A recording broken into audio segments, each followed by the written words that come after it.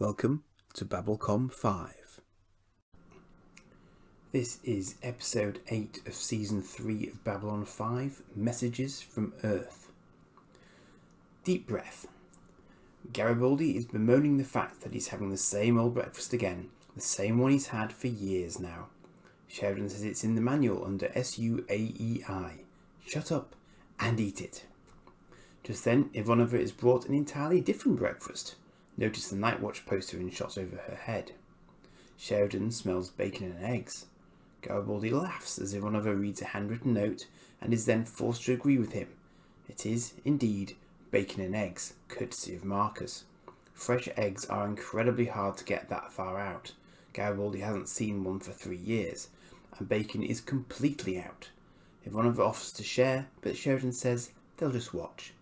It's Marcus's thank you to Ivanova for getting him an ID dent card, for which she's going to kill him after breakfast, if she can find him. It's a hilarious exchange, beautifully played by all concerned. Marcus's day isn't going so well as he pulls a woman out through a floor grating. He's pursued by a single man with nunchucks or equivalent, and out comes the Minbari fighting pike. Shortly thereafter, he's engaged with 4 or 5 martial artist types and tells the woman to run for it. He declares the men bastards as he hears her scream and knocks the containers down on them as he goes after her. He knocks her assailant down as he levels a PPG on her and then checks her vitals. Hell of a start to the episode. ISN continues to report on the Senate hearings into Clark, and the evidence from the doctor the crew helped last season has just been released into the mix, putting the pressure on. Of course, the spin doctors are on it, and the footage of the shadow vessel from last season is also in the news as a potential threat to planetary security that may require extreme measures. Both Sheridan and Ivanova consider this bulletin. Marcus is with the woman he was protecting in Medlab. She's still unconscious but otherwise fine, and Marcus explains to Franklin that she was being pursued by bounty hunters, but she hasn't done anything. Yet. Garibaldi has come to visit Jakar, who still has weeks to go in a cell for attacking malaria in Dust to Dust. Although there's a petition against his singing, given people in the cell block thought he was being tortured, he is strangely content with his own thoughts and solitude and has been meditating. He asks Garibaldi how he's getting on with the Book of Jaquan he lent him. He says it's slow going, but Jakar explains the translation would be sacrilege. Jakar is writing his own thoughts down during his incarceration, considering past, present and future for his people. He says Mr. Garibaldi can see it when he's done, not before, as Garibaldi gets an urgent Code 7R about a package having been delivered. Last episode, Marcus was told to expect one in a week or so. Garibaldi is heard speaking as Marcus's charge is led from Medlab. 7 years ago he saw something and was accused of being crazy, so he shut up until he could get more proof. This woman, Dr. Mary Kirkish, is it. She's been working for IPX interplanetary expeditions for 12 years and was on Mars 7 years ago. IPX is aiming to find alien technologies Earth can exploit. There had been rumours of artefacts on Mars, and one day 300 feet below Syria Planum their sonic probes picked something up. Not a natural formation, and its depth suggested it had to have been there for 1,000 years. The camera pulls back, and it's a shadow capital ship, covered in Martian dust. It sucked the life out of a team member who touched it with their bare hand. This tells us that Earth has known for some time that what Keffer's gun cam footage saw, and as Delenn notes, that means the reason for the inquiries earlier this year was to see who else knows about it. Franklin thinks that's a big jump based on just one ship, and asks if there was just one. Dr. Kirkish says that was just the start. They reported it to Earth Central, then a week later they were ordered to fall back to their secondary base 2 miles back. Everyone else who saw what happened next is either dead or disappeared. Unmarked shuttles moved in and out of the area, then stopped. Then something else came in, a functional shadow vessel. She just wanted to hide as it came overhead. It started firing at the ground and she thought it was blowing the other ship up, before realising that it was actually digging it out. Half an hour later there was an ungodly scream, and the new ship rose, followed by the buried ship, both leaving the atmosphere. The dig team were broken up, ordered not to reveal what they'd seen.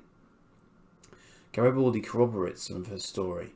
He was piloting a shuttle on Mars that crashed near the incident, but when he returned the whole area was wiped clean, apart from one scorched Psi Corps badge that he shows the meeting now. Kirkish has just been called in to a new dig on Ganymede, but rather than giving this ship back, she believes a faction on Earth wants to keep it, not to use to defend themselves, but to become more like the Shadows, and she thinks it would be disastrous for it to fall into the wrong hands. Having said her piece, she knows she is likely to be killed, but Len has arranged for her to get into Minbari's space, where she will be safe, and Lanier takes her out of the room. Franklin is concerned by the revelation that Earth and Psychor could be in league with the Shadows. He wonders if this is just too big for them. Sheridan says he needs to think by himself, but asks Delenn to stay. Zack is asked where Garibaldi is by a keener night watcher, who uses some suitably creepy catchphrases, Zack noting that he's been in a meeting with the captain most of the afternoon. In the rotunda, Sheridan removes his Earth Force insignia from his uniform as Delenn joins him, saying she sent Lanier on ahead, asking him if he's sure about this. He is. It's time to tell the others. They can't, he's decided, allow a shadow vessel to fall into Clark's hands, so they're going to take the White Star to Ganymede to destroy it before it can be activated. He will go with Delenn, despite the protestations of the others that as soon as he hits local Jupiter space, Earth will scramble a response, meaning he may be placed in the position of firing on Earth ships. He hopes it won't come to that, but the decision is his, and it's made. It's a 2-day jump to Earth, so others will have to cover for his absence. Worst case scenario, they're to launch his Star Fury, self-destructed, and throw in some organic remains to create a cover story. As we hear Sheridan's voice explaining all this, we watch the shuttle leave B5, jump out, and rendezvous with the White Star, which then jumps out and onwards. Sheridan is in civilian clothes, so nothing can be traced. The White Star bridge set is really long, a nice establishing shot of it here. The music is doing a lot of the work here in the background, setting the very serious tone, which is entirely fitting, given that Sheridan is putting pretty much everything on the line here. Delenn reaches out a comforting hand to him as he ponders from the captain's chair. Back on the station, the Night Watch liaison officer from earlier is telling the assembled members that all sorts of people are going to be arrested over the next 2 months for allegedly subverting Earth. But of course, everyone in Night Watch is fine, and officers will be assumed fine unless someone notices something suspicious, at which point a woman pipes up and asks if anyone knows where the captain is. Zack is clearly nervous and disbelieving about all these developments, particularly around the fact that people are going to be allowed to report other people anonymously. Such fun. Sheridan is literally caught napping on the bridge. Lanier politely, but forcibly, orders him to get some sleep. Delenn is already in the sleeping quarters on the 45-degree inclined Minbari beds, and says that she will catch Sheridan if he falls off one. He notes that this will be the nearest he'll have been to Earth in 4 years, and the thing he misses most is the sound of rain on the roof that always helped him to sleep when he was wound up. Once his dad aimed a hosepipe at their roof to make it sound like it was raining just so he could sleep before an important exam. Delenn utters a phrase in Minbari, and the room fills with the sound of rain falling. Sheridan holds Delenn's hand as he drifts off. On the station, Marcus is reporting a Centauri fleet build-up to Ivanova, who is clearly elsewhere mentally, as she fails to notice his subject change to sun-devouring space dragons. Only when wild weasels start inhabiting his trousers does she re-engage with him, only to vent her frustration at where he is supposed to fit in the hierarchy and why Sheridan has had to do what he's doing. Interestingly, Marcus thought he'd send him. Ivanova knows it's not really Marcus's fault, she just doesn't have anyone else to blame. It's time. Against a Jovian backdrop, the White Star jumps back into normal space, triggering every proximity sensor in the air as it does so. The music ramps up a notch in intensity. As the White Star rolls in towards Ganymede, Lanier picks up a radio transmission, indicating someone is approaching the ship. Delenn explains that shadow vessels are crewed by an individual who essentially becomes one with the ship, making it fully functional, but you have to be properly prepared. If you're not, the consequences are disastrous. Just as they enter visual transmission range, they hear the birth scream of the ship, and then the screams intensify as the ship lifts off, smashing through the dome covering it, and opening up with its beam weapon as it gains altitude. It's awake. I even noticed figures running on the ground before the dome smashed. Never noticed that detail before, and I must have watched this sequence dozens of times. Delenn confirms her fears. The ship is out of control, insane, as it burns the dig base to the ground. Sheridan is determined to engage it while it's disoriented, believing the White Star has a better chance than an Earth vessel. We see the nose fire a beam weapon for the first time, but neither it nor normal shots have any appreciable effect, but they do annoy the shadow vessel enough to make it pursue them, at which point Sheridan reveals his aim to outthink it rather than outfight it. He's going to take them into Jupiter's atmosphere with the aim of using the combination of gravity and pressure to their advantage. But Lanier is far from certain that the White Star itself is sufficiently well rated in hull strength to survive. They plunge in with remarkable effects for the time period, especially as the shadow vessel tries to fire but instead ignites the local hydrogen. With Lanier calling out increasing levels of stress on the hull, outside pressure and heat, Sheridan finally orders him to reverse their descent, leading to an entertaining exchange between him and Lanier. Sheridan: "Full power, give me everything you've got." Lanier: "If I were holding anything back, I would tell you." As the White Star kicks in the burn, we see the shadow vessel plunge past it, lacking the precise control it needs to reverse its own course in its current state, and of course being the larger ship, it is badly affected, and we see its appendages bend and buckle before it starts disintegrating entirely as the White Star continues to fight its way back upwards. Whilst Lanier confirms the kill, something rocks the ship, causing Sheridan to question his confirmation. But the shadow ship is dead.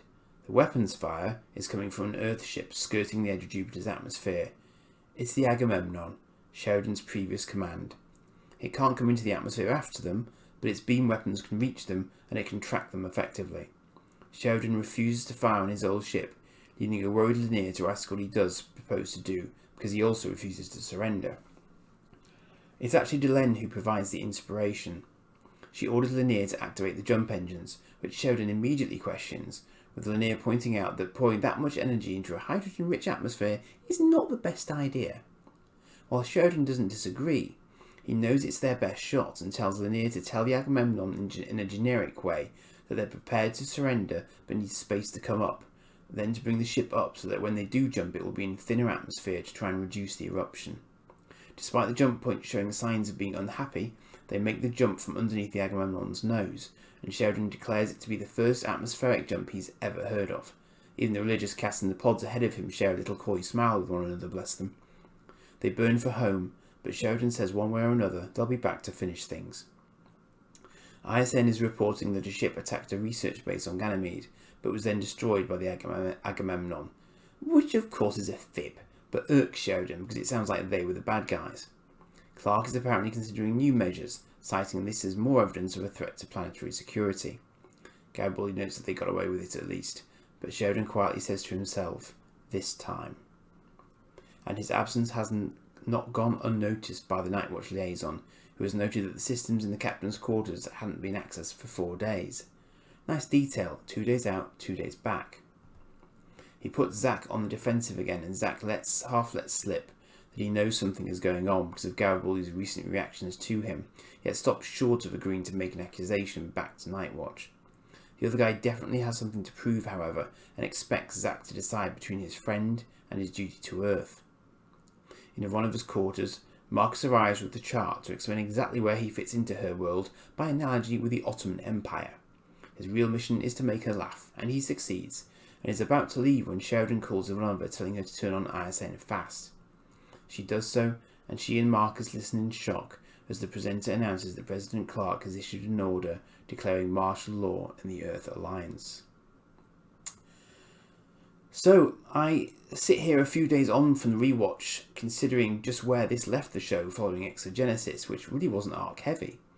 You can imagine my Starship fanboy side squealing in delight with this episode, and you'd be right. But let me focus on the title for a moment. Just what messages are we getting from Earth here? Dr. Kirkish is the most obvious, of course, although I guess she's coming from Mars rather than Earth. But what's clear is that her arrival cements the link between the Shadows and Psychor and some elements of Earthdome. IPX are clearly also in the mix because they have the expertise in this arena. So basically, Earth is happy to get into bed with them at the outset, but is now planning some sort of backstab by withholding the discovery of another vessel. Very interesting that we have 2 lodged in our solar system that the Vorlons are known to visit, hidden under their noses. It's a pretty ballsy move to try and hide this discovery from the Shadows, of course, as well. So actually, mixed messages here. Really. Clark anticipating a double cross, perhaps? Speaking of Clark, we also learn that Night Watch are about to up the ante. With arrests being imminent, perhaps spurred on by the hearings into Clark's involvement with Santiago's death, the tempo is clearly picking up in terms of Clark's Night Watch endgame. Zach is clearly finding his safe space shrinking as more questions are being asked about the command crew. Yet there are clearly plenty of staff willing to sign up to Night Watch, perhaps with a view to avoiding suspicion falling on them, the proverbial bandwagon being boarded. That potential endgame is then brought into sharp focus in just the last couple of minutes of the episode with the martial law declaration, the rich irony of which is that it can be seen as being triggered by Sheridan's confrontation in Jovian space that was intended to deprive Clark of power. This presumably is a game plan that has been aimed at giving Night Watch and other sympathetic elements in Earth Tome the ability to ride roughshod over due process and solidify their grip on power. How that's going to pan out we obviously don't know for a while. So, coming back to Dr. Kirkish, as happens a few times in this episode, we see her narrating events as we watch them unfold on screen, which is a very efficient way of moving events along. Her arrival was actually indicated last episode, although we didn't know Marcus's package was a person, but he fights all out to allow her to deliver her message and manages to win out against significant odds. For a guest actress, she plays a rather solemn role very well, clearly disturbed by the sights she's seen and with good reason. The Martian establishing shots and sequences work really well, and are well ahead of anything we've seen from Mars so far in the series, testament to how far the FX team had been able to grow over the first years of the series. And it also drives home just how far back Earth and Cycle's first contact, one assumes it was the first, with the Shadows goes. If they were just awaiting then that find was quite a significant one for them in terms of their fleet strength. Interesting too to see Garibaldi tie into those events through his time on Mars. There's a canon comic that details what he saw of these events beyond what's mentioned here. Interesting to note, of course, that we don't have a Cycle rep on the station at this point, which is quite handy. So already at this point, the 7Rs are reeling from this revelation, only to have it followed up by the new dig on Ganymede that Earth wants to keep to itself. That drills home Delen's point about them knowing damn well what Kepha saw, and just trying to find out who else knew about it, which we knew from earlier in the season ourselves, but the command crew didn't.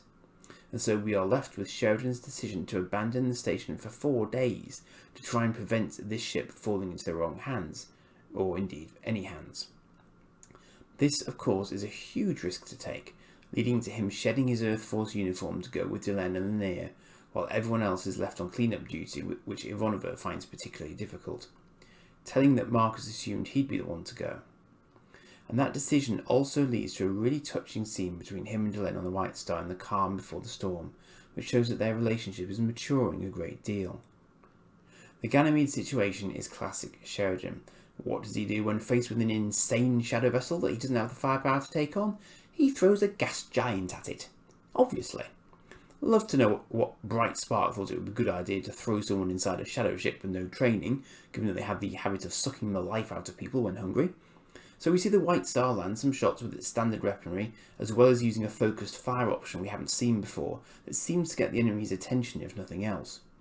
Sheridan then legs it for Jupiter, hoping that the enemy's lack of precise control will give them an edge, which it does of course.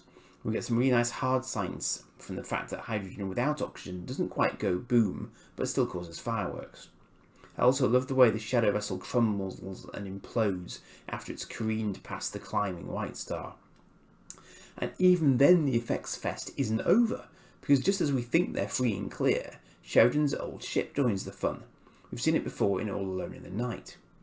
After the success of Sheridan's plan, it's nice that Delenn's then gets used as well. He doesn't get all the glory, and she gets him out of the dilemma he finds himself in not wanting to fire on his old ship. Plus we get a nice lightning storm enhanced to jump point effect into the bargain. The way in which all these effect sequences are put together is incredibly mature, and they were just jaw-dropping at the time. Plus we also get this very witty, almost Buffy-esque repartee between Linnea and Sheridan as the human and Minbari cultural differences play into the mix. Just great fun, and a great showcase of the White Star's abilities. In amongst all this are also some typically entertaining Marcus and Ivanova exchanges, with poor old Marcus being used as Ivanova's emotional punch bag, but taking it all in good spirits. Not exactly the Sheridan-Delenn dynamic, it has to be said. So, we get to see Captain Sheridan being a proper starship captain again, which is always fun. It's a great use of proper physics to win the day, and something I used to use in Frontier Elite 2, but I digress. In a season that has already been incredibly strong, this is another level, and takes us to so many places and moves the story on so much that this is perhaps a major turning point for the series as a whole, where it just reaches a whole new level of maturity. At this point, if you haven't been following along, you might be left behind somewhat, which is of course the risk with this type of series. But if you have been following along, you can see the way it's developing, and it is, I feel, a wonder to behold. I shall leave it there and take a breath and catch you for the next one. Bye for now.